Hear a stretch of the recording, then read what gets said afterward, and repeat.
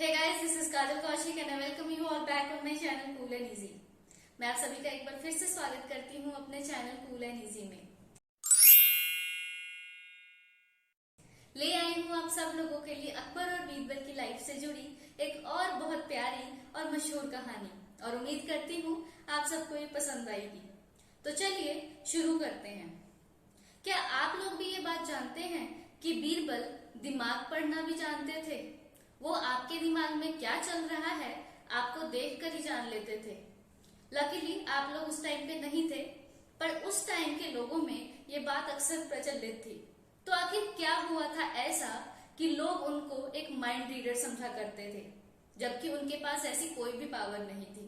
तो चलिए आपके साथ शेयर करती हूँ इसका राज। हुआ यूं कि एक दिन एक गार्ड भागता भागता बहुत ही जल्दी में अकबर के सामने आकर कोर्ट में रुका और वो बोला, हुजूर हुजूर, मुझे आपसे बहुत जरूरी बात करनी है। अकबर बोले कि सांस लो और बताओ क्या कहना चाहते हो। गार्ड ने कहा कि आपसे आपका एक मिनिस्टर मिलना चाहता है, लेकिन वो पास वाले गांव से आया है और उसने रिक्वेस्ट की है कि उसे जल्द से जल्द आपसे मिलने की इजाजत दी जाए। अकबर ने ये बात सुनते ही तुरंत हाँ कह दी और कहा कि जल्द से जल्द उन्हें लेकर आइए, मैं उनसे मिलना चाहता हूँ। गार्ड जल्दी से जाकर गेस्ट मिनिस्टर को कोर्ट के अंदर ले आया। जब मिनिस्टर से राजा अकबर ने पूछा कि बताओ मंत्री, आखिर ऐसा क्या हो गया कि तुम्हें पास वाले गांव को छोड़कर मेरे पास आना पड़ा। मंत्री ने कहा, हुजूर, बहुत बड़ी समस्या है, मेरे पास उस मुसीबत का कोई हल नहीं था, इसीलिए मैं आपके दर पर आया हूँ, कृपया मेरी मदद कीजिए। अकबर बोले, हाँ हाँ बोलो, तुम्हें क्या मदद चाहिए? तुम्हें जो भी हेल्प चाहिए होगी वो हेल्प मैं तुम्हें दूंगा। फिर मंत्री ने कहा कि हुजूर, मैं आपको ये बात अपनी जुबान से तो नहीं समझा पाऊंगा, मैं क्यों ना आपके सामने उस मुसीबत से जुड़े दो लोगों को ही रख दूं जो कि अपनी समस्या अपने मुंह से ही आपके आगे रखेंगे। राजा अकबर हैरानी में बोले कि चलो ठीक है, तुम उन दो लोगों को बुला लो जिनसे ये समस्या जुड़ी हुई है। सबसे पहले मंत्री ने एक आदमी को बुलाया। जब वो आदमी अंदर आया तो उसने कहा कि हुजूर, मैं आपकी पनाह में आ गया हूँ और उम्मीद करता हूँ कि अब मुझे इंसाफ जरूर मिलेगा। राजा अकबर बोले, हाँ हाँ, ये भी कोई कहने की बात है, तुम कहो आखिर तुम्हें क्या समस्या है।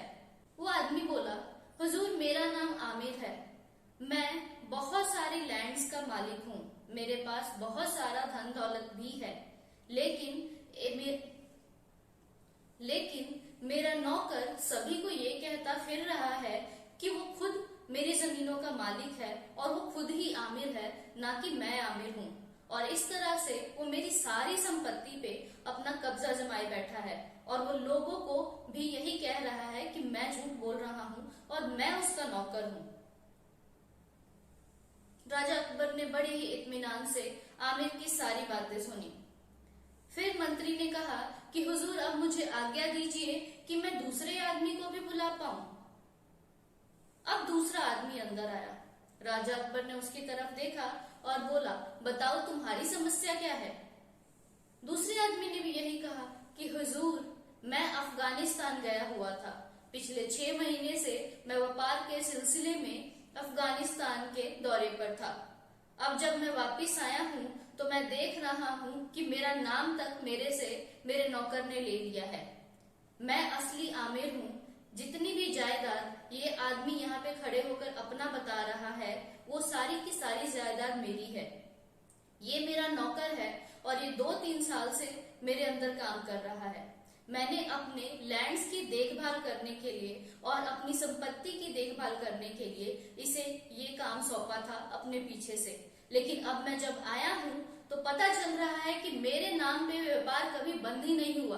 पिछले 6 महीनों में इसने मेरा नाम इस्तेमाल कर खुद व्यापारी बनकर व्यापार किया है और बहुत सारा मेरा धन अपने कब्जे में कर लिया है।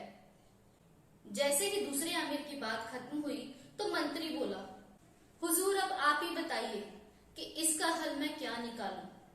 ये दोनों ही कह रहे हैं कि ये आमिर हैं, बट मैं किसको मानूं कि इन दोनों में से आमिर कौन है।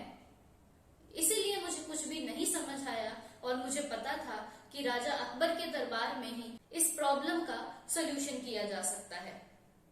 राजा अकबर भी अब सोच में पड़ गए और वो भी कंफ्यूज हो गए। अब असली आमिर को पहचाने तो कैसे पहचाने। उन्होंने अपने मंत्रियों की तरफ एक नजर घुमाई और कहा, मेरा जो भी मंत्री सही आमिर को पहचानेगा उसे मैं एक सोने के सिक्के से भरा हुआ पूरा बैग तोहफे के रूप में दूंगा। सभी मंत्री एक दूसरे की शक्लें देखने लग गए क्योंकि वो खुद भी बहुत ज्यादा कंफ्यूज थे।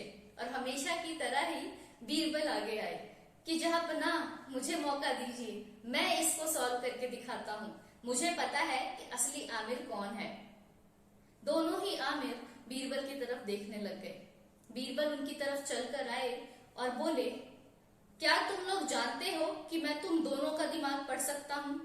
मैं 1 मिनट में बता सकता हूँ कि तुम दोनों में से चोर कौन है और मालिक कौन है। दोनों ही आमिर बोल पड़े, हुजूर आपसे विनती है, आप मुझे आमिर कहें, मैं सही आमिर हूँ, मैं असली आमिर हूँ। लेकिन बीरबल बोले कि मतलब तुम नहीं मानोगे, चलो तुम दोनों ही जमीन पर लेट जाओ। दोनों आमिर ने बीरबल की बात सुनते हुए उनको फॉलो किया और वो दोनों जमीन पर लेट गए। अब क्या सच में बीरबल उनके दिमाग को पढ़ पा रहे थे? फिर बीरबल ने कहा, अभी भी तुम्हारे पास समय है। मैं चाहता हूं कि नौकर खुद मान जाए कि वो ही नौकर है। लेकिन फिर भी दोनों में से कोई भी आमिर उस वक्त नहीं बोला। फिर बीरबल ने कहा, मैं चाहता हूं कि एक गार्ड अपनी तलवार के साथ यहाँ पर आए और नौकर का सिर कलम कर दे। उस दौरान जब गार्ड को बुलाया गया तो बहुत ज्यादा कंफ्यूज था क्योंकि उसको भी मालूम नहीं था कि अब मैं किसका सिर काटूं, इनमें से कौन सा असली आमिर है और कौन उसका नौकर है। गार्ड भी बहुत ज्यादा कंफ्यूजन में उनकी तरफ बढ़ता हुआ आ रहा था। जैसे ही सिर कलम होने की बात सुनी तो जो पहले आमिर बन के आया था उसने जाकर राजा अकबर के पैर पकड़ लिए और कहा, हुजूर मुझे माफ कर दीजिए, मैं प्रॉपर्टी की लालच में आकर खुद को आमिर बता रहा था, जबकि सारी प्रॉपर्टी दूसरे आमिर की ही है। तो इस तरीके से जो आमिर अफगानिस्तान से लौटा था वो असली मालिक निकला और बीरबल ने किसी को नुकसान पहुंचाए बगैर असली नौकर को पहचान लिया और राजा अकबर की भी मदद की। तो इस तरीके से राजा अकबर की कोर्ट में फिर से 2 लोगों को जस्टिस मिला और बीरबल की हो गई बल्ले बल्ले क्योंकि उनको मिल गया सोने के सिक्कों से भरा एक पूरा बैग। और अंत में राजा अकबर वही बोले जो वो हमेशा बोलते थे, बीरबल ओ बीरबल तुम ना होते तो मेरा क्या होता। तो ये थी हमारी आज की बहुत छोटी सी और प्यारी कहानी। उम्मीद करते हैं आप सबको ये पसंद आएगी। हमारी स्टोरी आपको अच्छी लगे तो इसे लाइक एंड शेयर करना बिल्कुल ना भूलें। हमारे चैनल को अगर आपने अभी तक सब्सक्राइब नहीं किया है तो जरूर कीजिए। अगली बार फिर मिलेंगे आपसे अकबर और बीरबल से जुड़ी एक और प्यारी कहानी के साथ। तब तक के लिए मैं काजल कौशिक आप सभी से अलविदा लेती हूँ।